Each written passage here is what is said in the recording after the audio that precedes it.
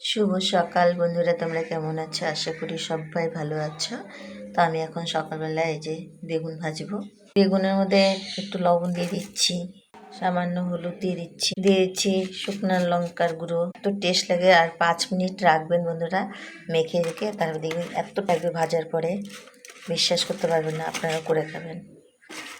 আমি যে পটল বাটা করব তার জন্য রসুন দিয়েছি, লঙ্কা দিয়েছি, পটল দিয়েছি, পেঁয়াজ দিয়েছি, দিয়ে এখন উনান সব রেডি করে নিয়েছি। এখন উনানটাকে জ্বালিয়ে দিলাম। এখন দেখতে থাকুন। কিছু নেই বলে তাই একটুই রান্না করছি। তো বন্ধুরা, আপনারা আমার ভিডিওটা দেখে সাবস্ক্রাইব করে দেন, শেয়ার করে দেন, লাইক করে দেন বন্ধুরা। এই গরিবের পাশে একটু দাঁড়ান বন্ধুরা। সত্যি আপনারা একটু পাশে না থাকলে আমি কিছুই করতে পারবো না বন্ধুরা। তাই আপনারা আমার পাশে থাকুন, সাবস্ক্রাইব করে দেন বন্ধুরা প্লিজ। হয়ে গেছে বন্ধুরা, এই যে তা এখন আমি উল্টে পাল্টে দিয়েছি। তো বন্ধুরা, সত্যি যারা আবার একটু না বললে নয়, আমার ভাড়া বাড়িতে যারা থাকে তারাই জানে একমাত্র যে ভাড়া বাড়িতে কত কষ্ট। তো ভাড়া বাড়ি থেকে একটু নিজের করে যেতে চাই, যদি আপনাদের সাপোর্ট পাই তাহলে। কোথার থেকে দেবো বন্ধুরা? যদি অর্থনৈতিকই কম থাকে, সেই জন্য আমরা এইরকমই ভিডিও দিই বন্ধুরা।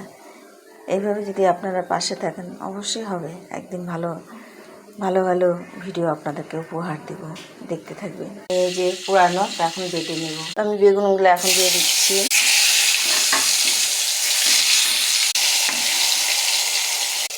আঁচটা কম করে দেব, আস্তে আস্তে হতে থাক। এরকম জলের মধ্যে যে এরকম করে পরিষ্কার করে নিচ্ছি আমি।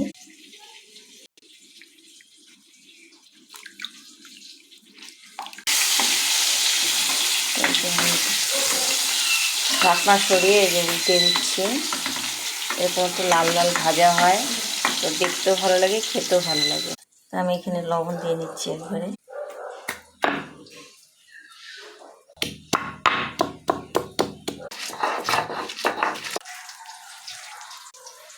বেগুন ভাজা আমার হয়ে গেছে, নামিয়ে দিলাম। তার একটু ডাল বসাবো। পাটার মধ্যে একটু মেখে নেই, একটু স্বাদটা আলাদা, আমার খুব ভালো লাগে পাটায় মাখা। আমার মা ছোটোবেলায় এরকম পাটায় মাখতো, আর ভাত নিয়ে কাড়াকাড়ি লেগে যেত। সব বলতে কি আমাকে দাও, বলে আমাকে দাও, এরকম। এই যে তাই আর একদিনকেও দেখিয়েছিলাম, আজকে দেখাচ্ছি। এই দেখুন একটু কেমন। হ্যালো বন্ধুরা, না পাটা দারুণ হয়েছে বন্ধুরা, বাটাটা অসাধারণ।